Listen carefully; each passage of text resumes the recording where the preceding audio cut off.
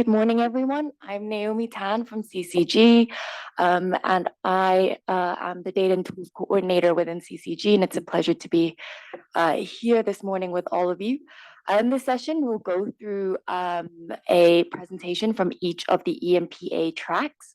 So this will showcase what the participants have been doing the past 2 weeks, and we will have around 8 presentations in total, but we will split these into blocks. So we will have the first 4 now, and then we will have a break, and we will do clues onwards, the other 4, after the break. So without further ado, I will ask for our osmosis presenter to come up on stage. This is Brooke Abdulaziz.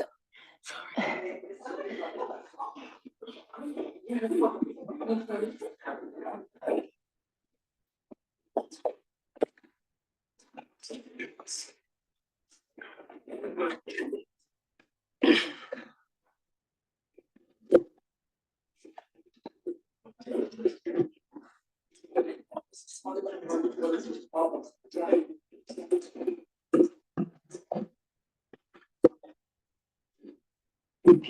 you.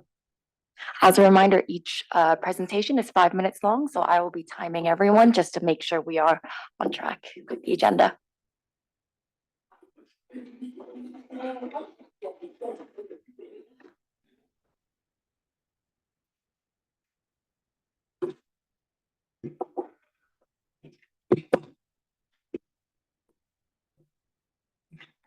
Hello, everyone. This one is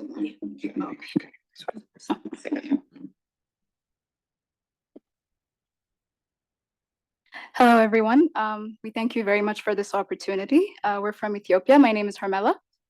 I'm Abdulaziz. I'm Brooke. And today we'll be presenting modeling decarbonization pathways in the power sector in Ethiopia with a focus on the residential cooking and transport sectors. This is our outline. Firstly, the residential sector consumes about 86% of all energy demand in Ethiopia, followed by the transport sector with 6.2%.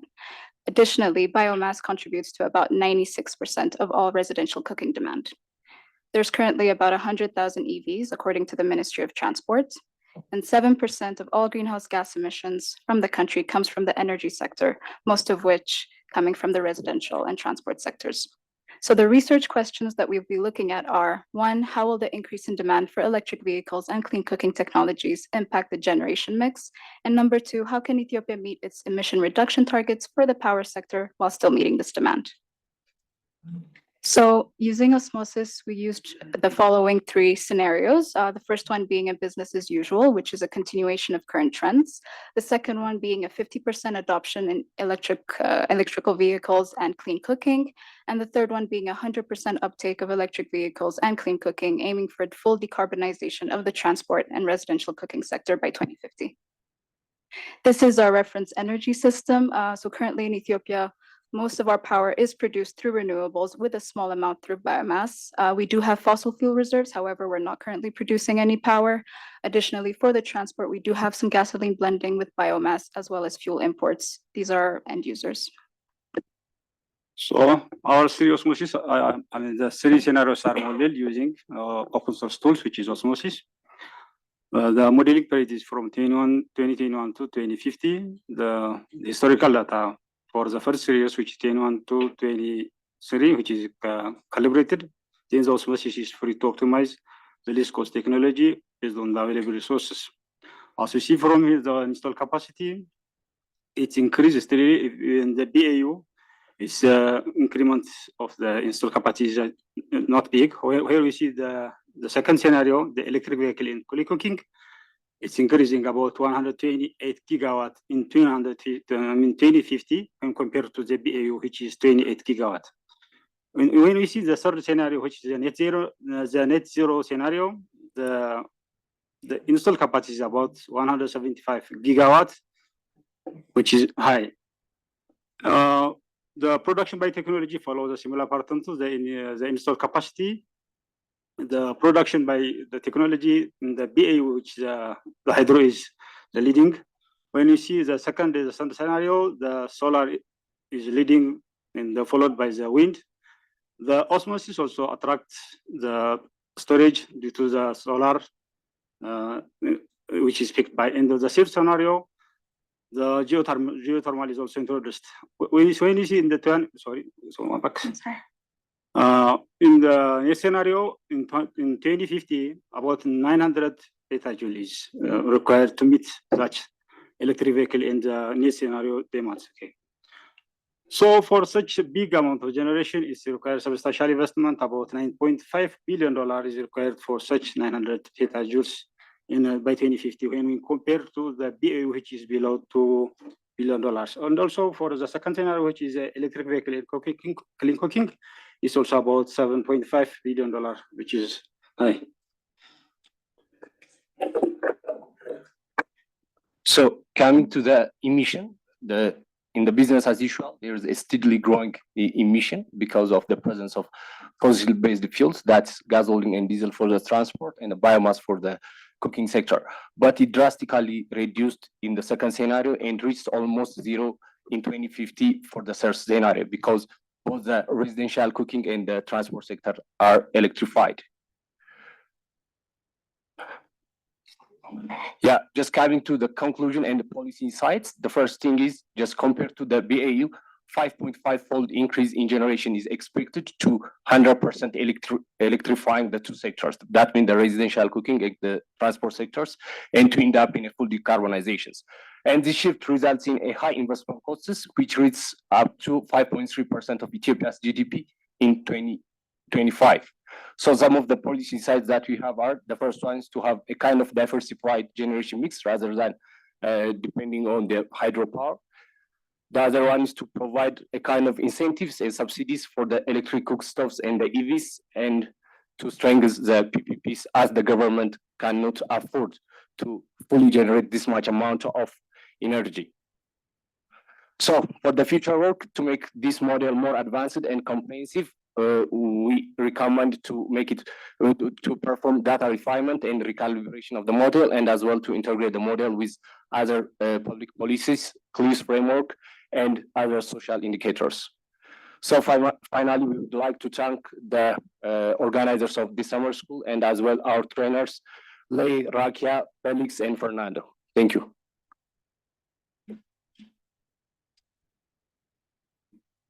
Thank you, Brooke, Abdulaziz, and Hamala. We will leave questions to the end of this block. So if anyone has any questions regarding the presentations, the next 3 presentations as well, please hold on to them until we reach at the end of this block, which is after 4 presentations. Thank you very much. And I'd now like to invite up on the stage Eustace and Happy, representing the onset track.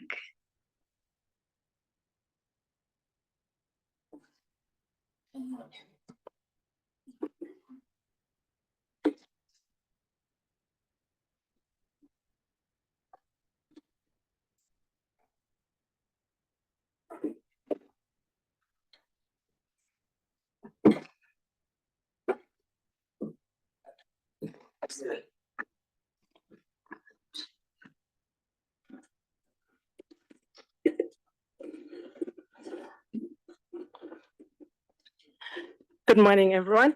My name is Happy from Malawi, and my colleague. I'm Eustace Gondwe. Thank you very much. We are going to present on electrification planning for Malawi using onset.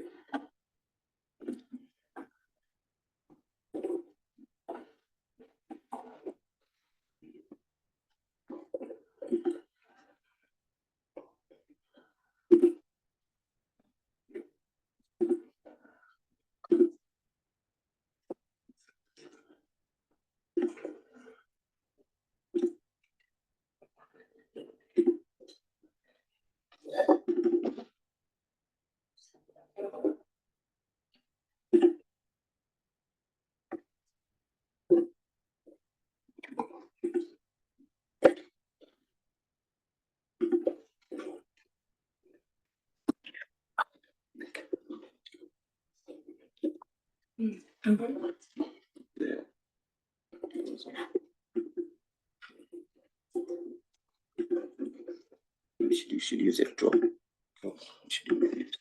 Yeah, use it. Yeah.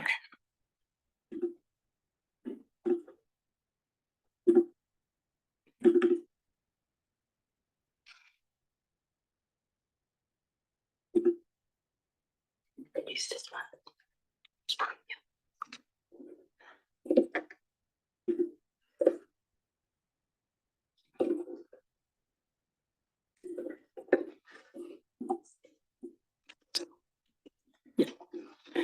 So located in the southern part of Africa, Malawi has a population of 21 million, with only 25% of it having access to electricity, 11% from the grid and 14% from off-grid solutions.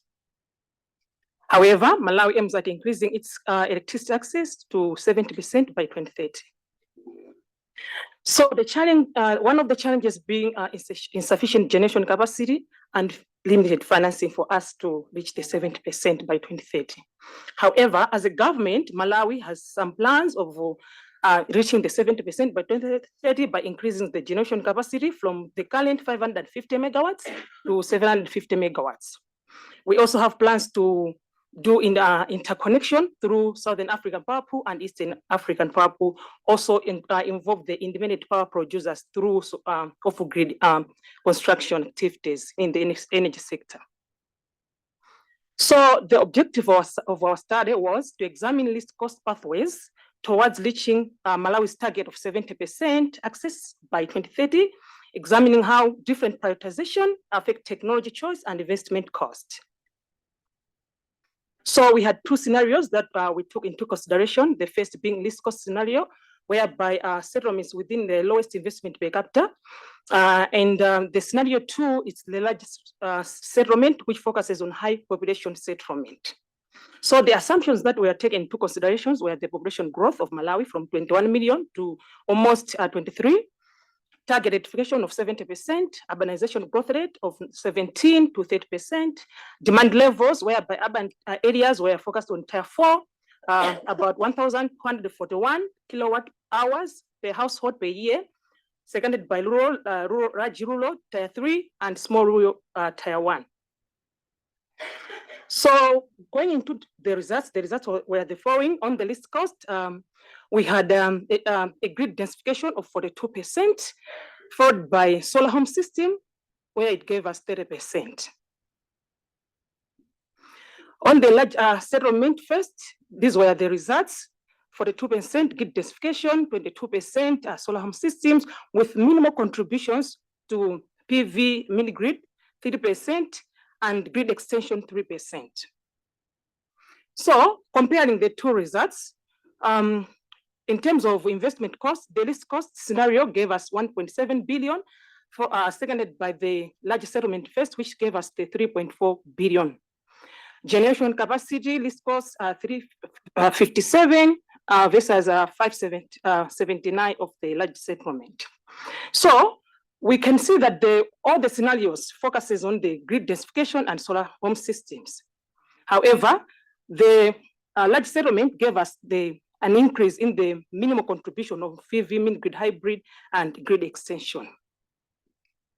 So in this case, we conclude that densifying the masses of the Malawi population and also offering the solar home systems would help us achieve the 2030 70% access rate.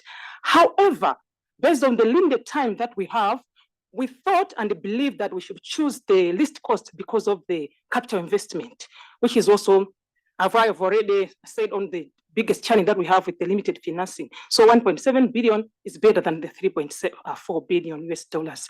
So I believe using the least cost would help us reach the 70% by 2030.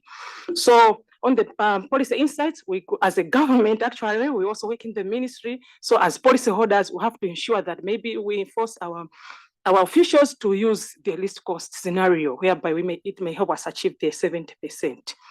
Also, we suggested that for future work, we include into the scenario or the model should be able to incorporate the social institutions, which are also our key, whereby we need to electrify the masses of healthy facilities together with the education institution facilities. Or we also suggest that when coming up with the clusters should be able to incorporate a number of villages at one cluster so that it accommodates. Also, it helps to choose other options whereby those areas are located closer to such energy resources. With that being said, thank you very much.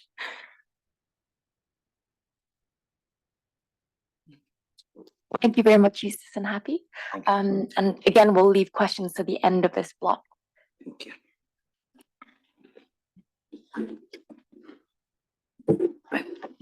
So up next is Mugisho, who will represent the FinPlan tribe.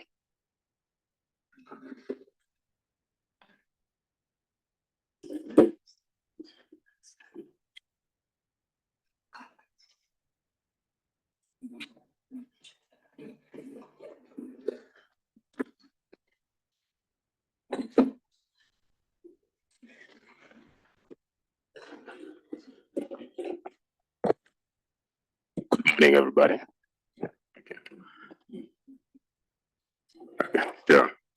Yeah, my name is Mugisho Mugaruka Juzwe from the Democratic Republic of Congo. And today I have the honor to present the financial analysis of a solar mini grid power plant deployment in Kavumu, DRC, a FinPlan-based approach. So DRC is the biggest sub-Saharan country with full of potential and energy resources from hydro, wind, gas, solar, biomass, etc. But up to now, only 21.5% of the country is electrified, and has been mentioned, that is a very low rate for a country with such potential. So in 2014, the government have created reform that allow penetration of private sectors and attract more investment to increase the national electrification rate. And one of the target is 30% by 2025. So in this case, we are trying to analyze the financial analysis of a mini grid power plant that will be deployed in Kavumu, DRC, using FinPlan.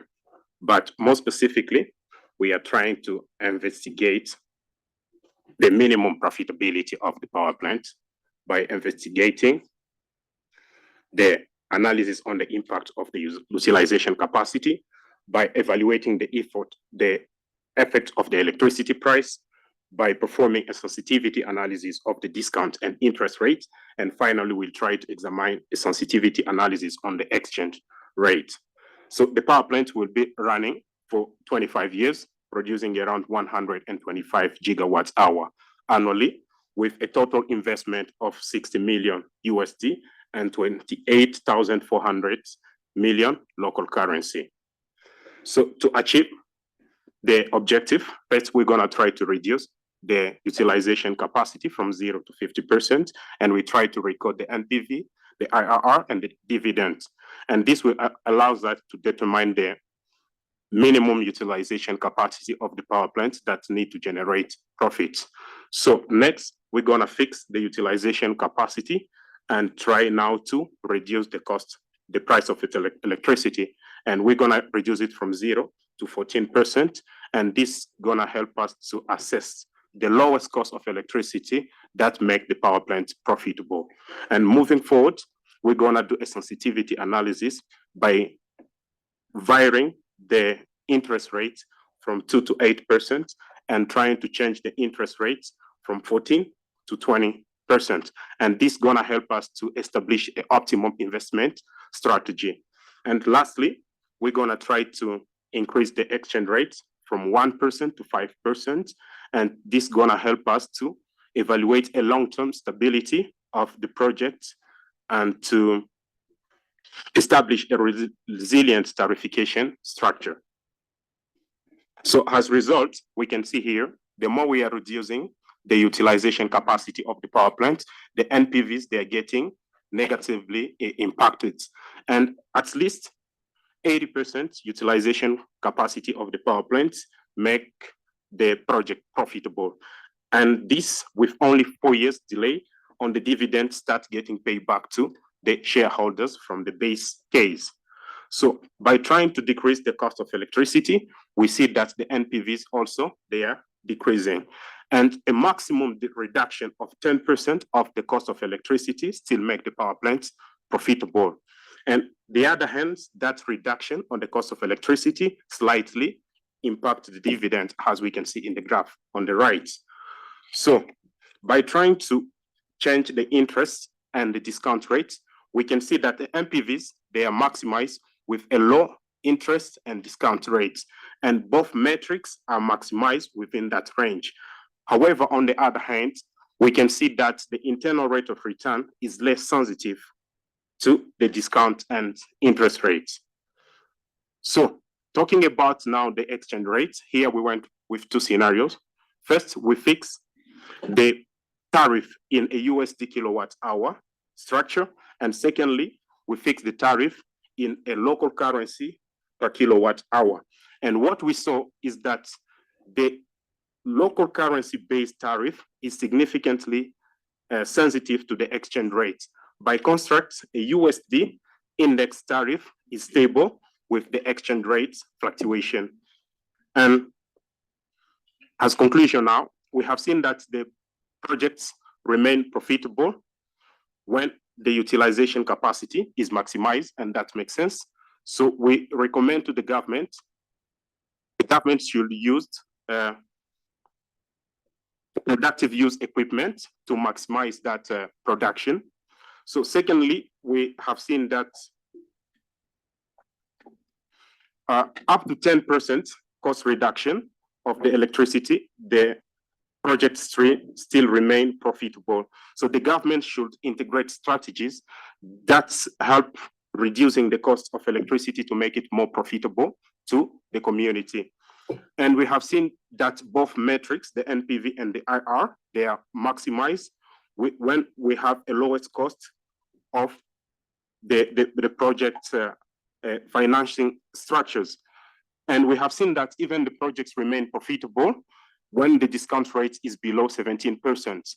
So this underscores the benefit of consensual financial and guarantee to keep the capital cost down for such projects.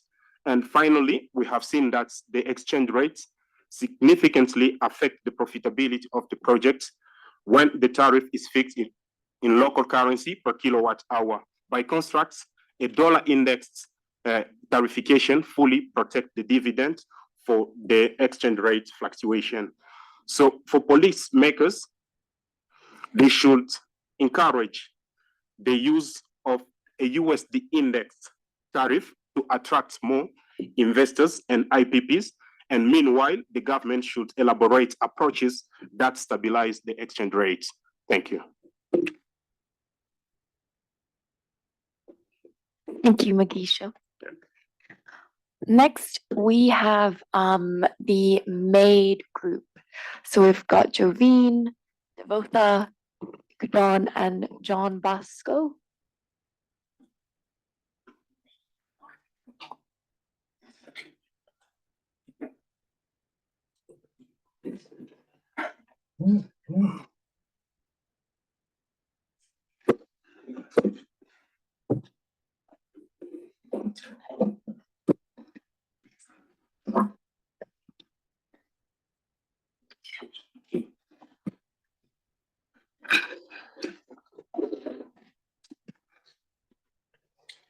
Good morning, everyone. My name is Jedone. Jovine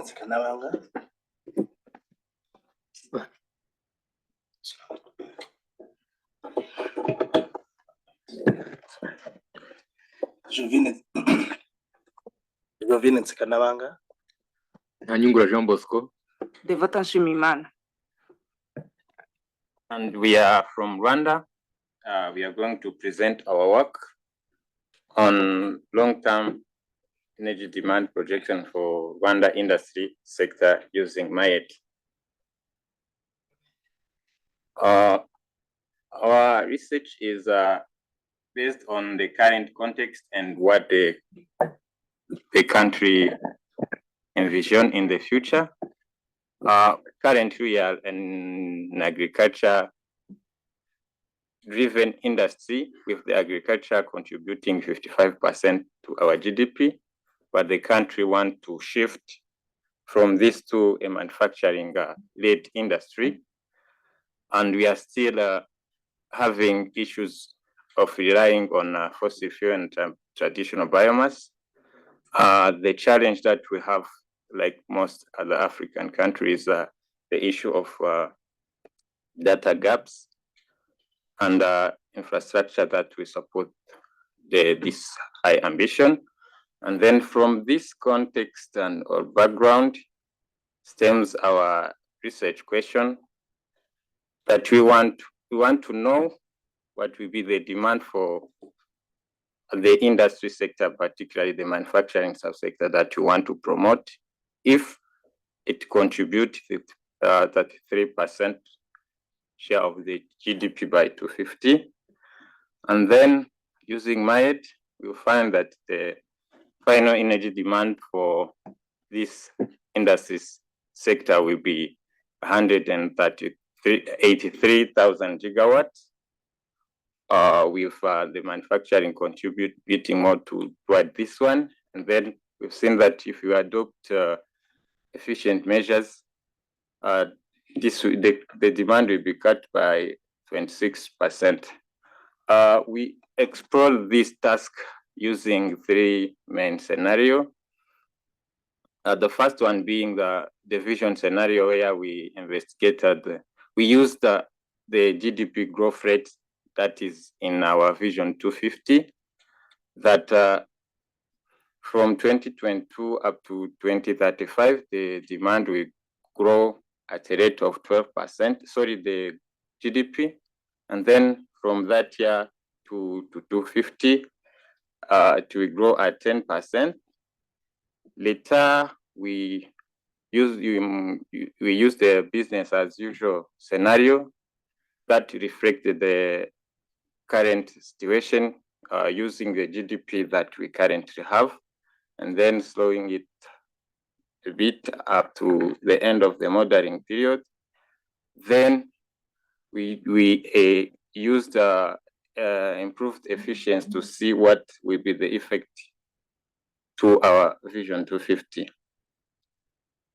From that, we found that under this vision, our demand will quickly rise from 3 up to 183.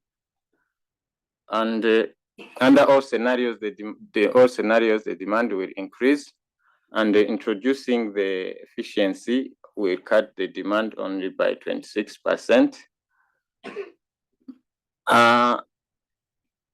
We wanted to investigate in the share of all energy form to this, the contribution of all energy form to this demand. And we find that even in 250, our industry sector will highly be reliant on fossil fuel. For both the industry sector and the subsector that we are promoting, it will be relying still on fossil fuel. From this result, well, we have seen from the analysis, we have also seen that the uptake of more efficient fuel like modern biomass and electricity will be slowly coming. And then from that, our work as conclusion and future work is that we find that the demand will still be high. We will be high and still be reliant on fossil fuel. And we found that the manufacturing subsector that we are promoting will contribute about 96% to the total energy demand. We've seen that the uptake of efficient fuel will be slow, and then fixing the share of the GDP to this value will make our demand grow sharply. So from that, we propose a future work that they should explore or look for alternative path.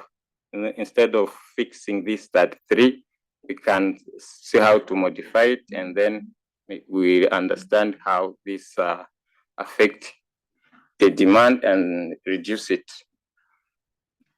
As a key policy insights, each insight is linked to our finding, is that we want to, let me wrap up. Our government and key stakeholders should focus on intervention that policy that updates infrastructures, and then look for policy that focus on fuel switching so that we can reduce the reliance on fossil fuel. And then planners and policymakers should collaborate to see how variating this fixed share of subsector of manufacturing could guide our long-term development. And by that, we thank you for your understanding. And we welcome questions. Thank you very much. So I'd like to ask one representative from each of the group that we've had to come back up. So we've got one representative from MADE, one from FinPlan, one from Onset, and one from Osmosis to do a quick round of questions. Yes.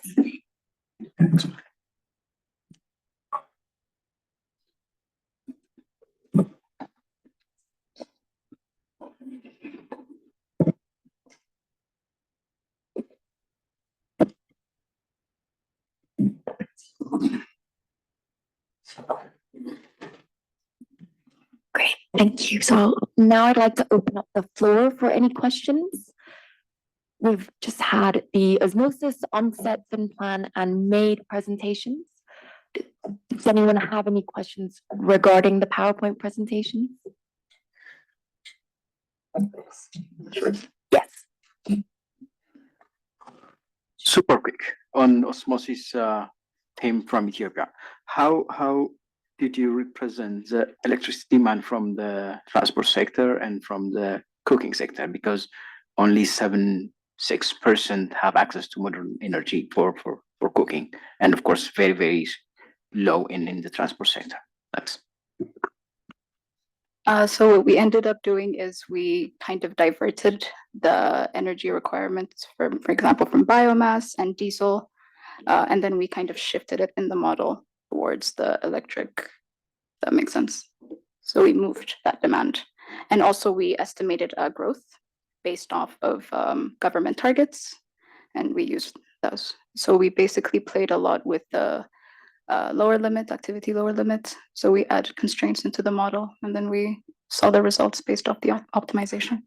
That makes sense. Great. If anyone else has any other questions, feel free to click on the black button. Yes, again. I wanted to ask the Malawi team whether it will be straightforward politically to implement a least cost electrification strategy versus prioritizing large settlements. How would that sit politically in Malawi?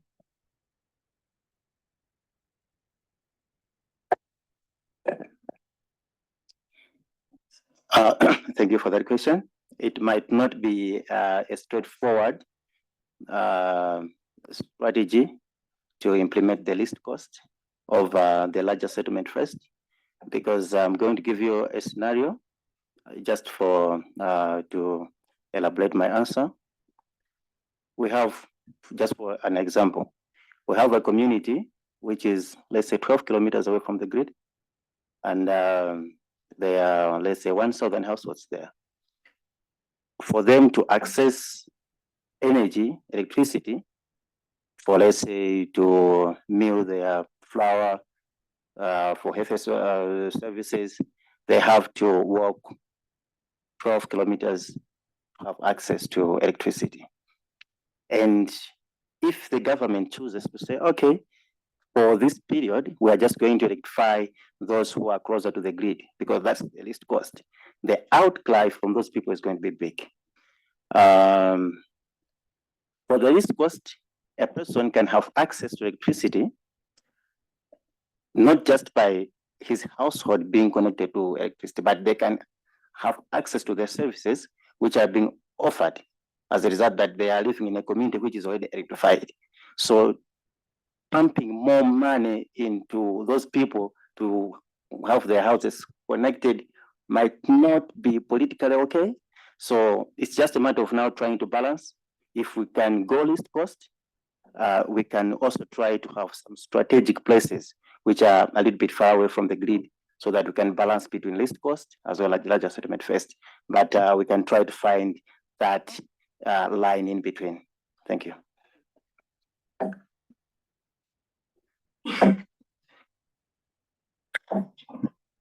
We have time for one more question if there is any.